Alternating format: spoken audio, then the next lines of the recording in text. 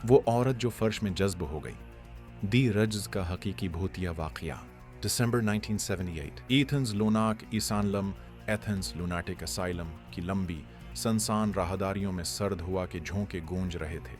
पुराने दीवारों से टुपकती नमी और कहीं दवौर बजती घंटियों की आवाजें एक अजीब सा सुकूत पैदा कर रही थीं। इन्हीं राहदारियों में एक खामोश और नर्म मिजाज मरीजा मार्गरेट शलंग नर्सों के साथ छप्पन छुपाई खेलने लगी। वो हंसती रही, दौड़ती रही और फिर अचानक गायब हो गई। अगले 42 दिन तक मार्गरेट का कोई सुराग न मिला। फिर एक दिन एक चपरासी ने इत्तेफाकन एक पुराना ताला खोला। वो दरवाजा जो बरसों से बंद था। ये इमारत का टीबी वार्ड था जहां कई सालों से कोई नहीं गया था। दरवाजा खुलते ही एक बोसीदा सीलनजदा खुशबू हुआ में फैल गई और वहां फर्श पर मार्गरेट शलंग की लाश पड़ी थी।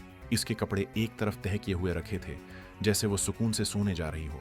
चेहरे पर हैरत नहीं बल्कि एक अजीब सा उत्मीनान था। मगर कहानी यहीं खत्म नहीं हुई। जब सफाई शुरू हुई तो अमले ने एक ऐसा मंजर देखा जिसने उनके होश उड़ा दिए।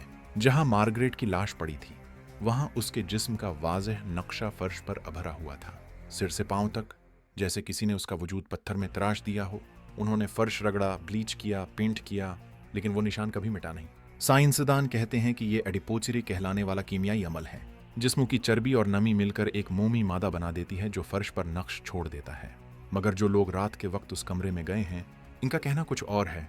वो कहते हैं कि वहां एक औरत का साया अब भी घूमता है, आहिस्ता कदमों की चाप, जैसे कोई अपनी आखिरी शाम दोबारा जी रही हो।